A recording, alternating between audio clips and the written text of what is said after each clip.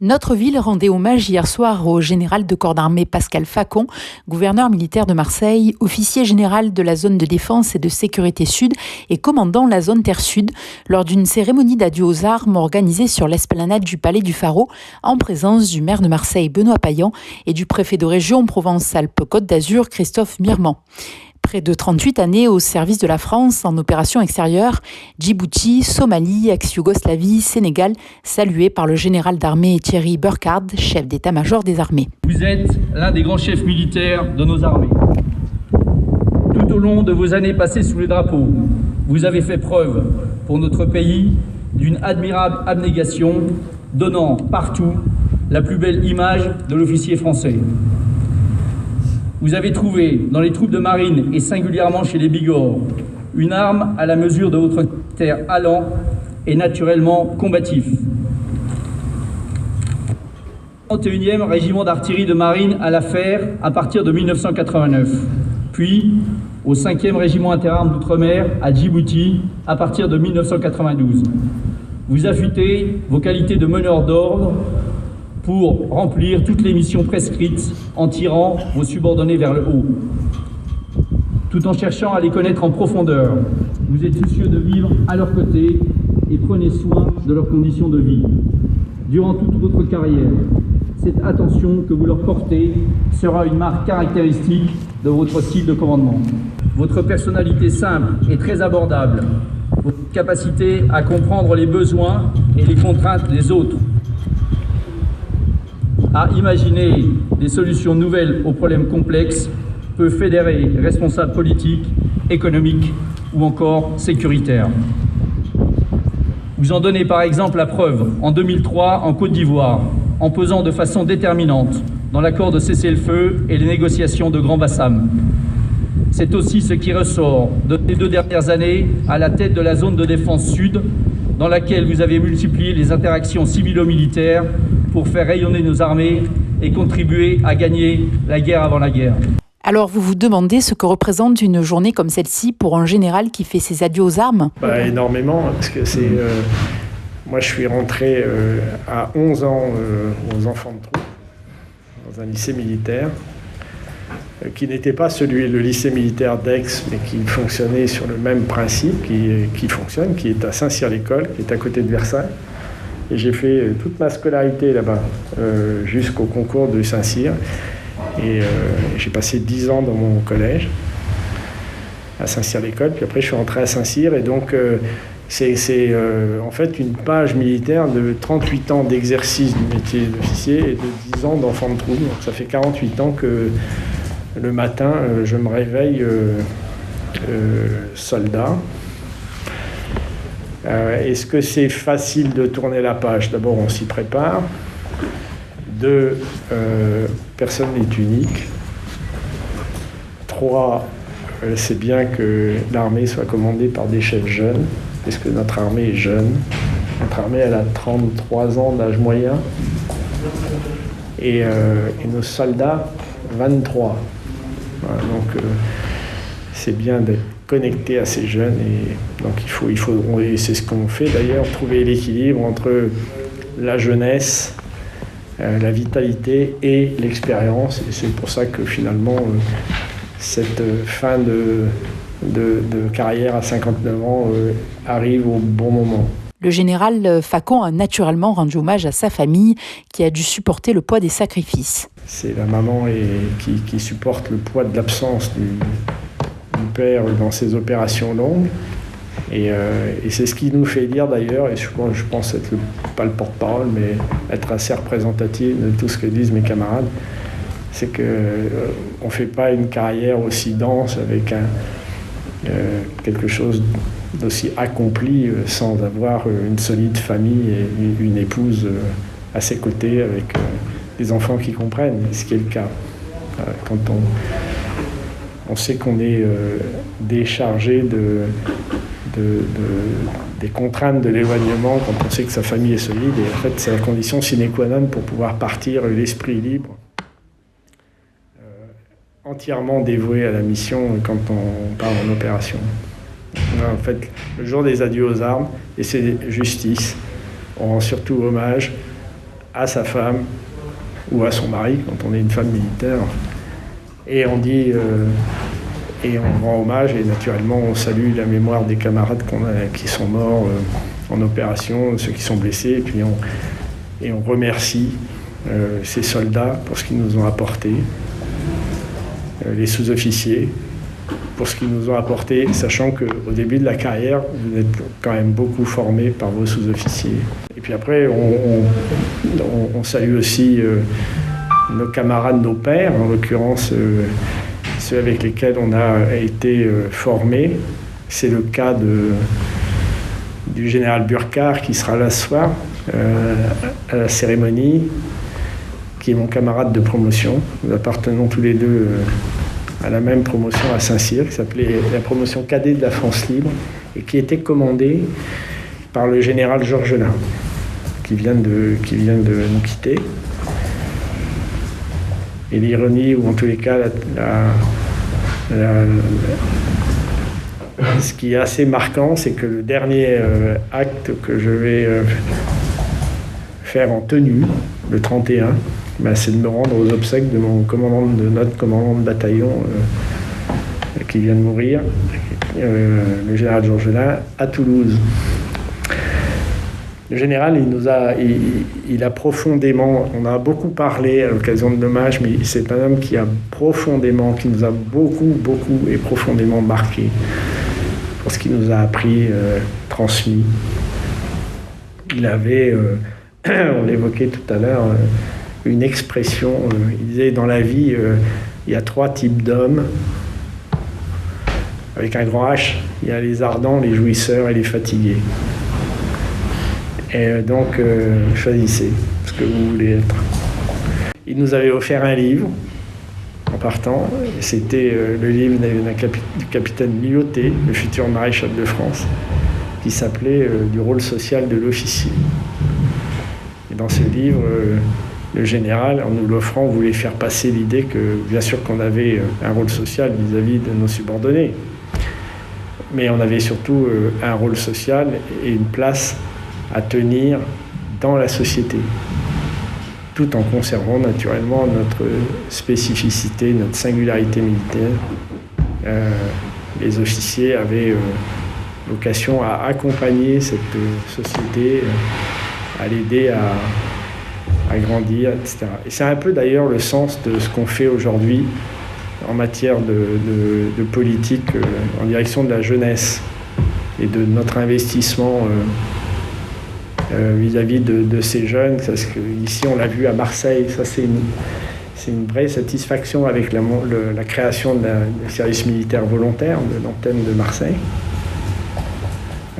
C'est-à-dire la participation, la contribution des armées à l'insertion professionnelle dans un cadre militaire pendant 1 an. Et puis tout ce qu'on fait en direction des classes de défense, c'est-à-dire initier les enfants à la demande des professeurs qui veulent créer ces classes à ce qu'est la défense nationale, ce que doit être la défense de notre patrie, inculquer non pas toutes les valeurs, mais quelques valeurs qui font que nous formons nation, le courage, la détermination, la loyauté à notre pays, etc. Donc ça marche bien. Dans la zone de défense sud, on a 129 classes de défense quand même. Nous, ici à Marseille, il y en a 9. Il y en a beaucoup dans les quartiers nord. Il y en a une en particulier qui est très connue, qu'on voit régulièrement, qu'on a invité au château ici. Souvent, c'est le collège Mallarmé. Donc il y a toute cette action avec les classes de défense, avec les cadets, avec le service militaire volontaire, et puis l'attention qu'on porte à ces jeunes. D'abord parce qu'il faut recruter. On recrute, nous, dans l'armée de terre, 14 000 jeunes par an, et non seulement il faut les recruter, mais en plus de ça, il faut les conserver. Et d'une manière générale, les armées recrutent de l'ordre de 24 000, 25 000 personnes par an, si on prend les autres armées, directions et services. Et donc, pour recruter, on doit s'adresser à ces jeunes et puis et leur expliquer ce qu'on est, ce qu'on fait, le sens de cet engagement. Donc, le château, ici, le château Saint-Victor, a beaucoup accueilli de classes, de jeunes. On a même accueilli, avant les vacances, une maternelle. On a accueilli une jeune femme qui était sous main de justice au titre de la protection judiciaire de la jeunesse, et qui était dans un centre pour mineurs, fermé pour mineurs, qui est venu faire un stage ici, ouvrir ceux qui n'ont pas la possibilité de voir un beau bâtiment qui est une résidence d'État, puisqu'elle appartient au ministère des Armées. Eh bien, ouvrir cette maison et montrer quelque chose de beau dans un cadre qui est un peu différent de ce qu'on peut connaître dans certains quartiers de Marseille. Et ça, c'était à mes yeux extrêmement important. Donc, en direction de la jeunesse, on a beaucoup travaillé aussi au développement de la relation avec les entreprises, dans le cadre d'un projet qu'on appelle Promiles. Et Promiles, ça permettait aux armées de signer des documents, des lettres d'intention, pour faire 4 choses. D'abord, pour inciter les entreprises à conduire des actions de mécénat au profit de nos blessés. 2, inciter les entreprises à recruter des militaires qui quittent, des conjoints ou conjointes de militaires et des blessés. 3, les informer, sans qu'il y ait une préférence accordée d'ailleurs, sur les marchés, les appels d'offres des armées, c'est-à-dire qu'est-ce qu'une entreprise peut avoir comme interaction avec le ministère des Armées. Et puis, dernière chose, inciter les entrepreneurs qui ont dans leur rang des réservistes opérationnels à leur laisser un peu de temps pour pouvoir exercer leur mission de réserviste opérationnel. Donc ça a très très bien fonctionné, puisqu'on a signé avec 159 entreprises de toute taille ici. On a été beaucoup accompagné d'ailleurs par la CPME, avec Alain Gargani qui s'est beaucoup investi, mais avec des grands groupes, avec des petites entreprises. Tout à l'heure, on est rentré dans la réserve citoyenne Nathalie Agege, qui est une entreprise Pronim. On a beaucoup développé de relations avec ces entrepreneurs, de manière à pouvoir réfléchir à ce qu'est une économie souveraine, et puis dans un temps où on cherche à réinternaliser un certain nombre de choses stratégiques. Ça a très bien fonctionné. Ça m'a donné la possibilité, moi, de rencontrer beaucoup de chefs d'entreprise et de mesurer. Je pense en particulier à certains comme CIS ici, Catering International Service avec Régis Arnoux, ou bien Émilie de Lombarès avec Honnête. Ça nous a donné la possibilité de mesurer combien l'entrepreneuriat était fort dans la zone de défense, mais puis ici en particulier à Marseille. Et c'est le général de division Thierry Laval qui sera le prochain gouverneur militaire de Marseille. C'est quelqu'un que j'apprécie beaucoup et qui a la même culture d'armes que moi. Et donc justement, en fait, on fait en sorte il est parfaitement au fait des dossiers, il est différent, et donc il apportera quelque chose en plus. Voilà. Et donc à ce titre, il n'y a pas de recommandation. Si ce n'est le fait, c'est même pas une recommandation. C'est que, et c'est vrai pour toute la zone, c'est vrai aussi à Marseille, parce que quand on est gouverneur militaire de Marseille, c'est quand même une dimension importante. Ce qui est extrêmement important ici, faut bien aimer les gens. Voilà. Et il faut leur montrer. Il faut être sincère dans cette approche. Il ne faut justement pas les considérer comme folkloriques. Et ça, sinon le reste, d'où d'ailleurs, il est très sain qu'on ne reste pas longtemps dans des fonctions comme ça. Parce que finalement, vous ne prenez pas des mauvaises habitudes, mais quand vous durez dans des fonctions comme ça, vous pouvez assez vite confondre vos convictions avec des certitudes, et puis finalement vous coupez un peu d'une approche plus critique des choses, ou d'une approche un peu différente. Bon. Et là, ce qui est bien, c'est que cette alternance permet justement de revisiter ce qui doit l'être, de consolider ce qui doit l'être, de faire évoluer ou d'accroître, de développer nos capacités, puis d'avoir un regard critique sur finalement qu'est-ce qui marche pas, etc. Donc c'est très bien ça. Donc, et c'est comme ça qu'on avance bien, et le fait qu'on ait des caractères proches, mais aussi des tempéraments différents, est une très bonne chose. Ça permet d'alterner. On ne peut pas avoir toujours le même type d'homme. On est sûr d'une chose, c'est d'une égale compétence professionnelle. Parce que voilà, on sait que il est même sans doute beaucoup plus fort que moi, mais il faut avoir faire un pas de côté, dire voilà ça c'est.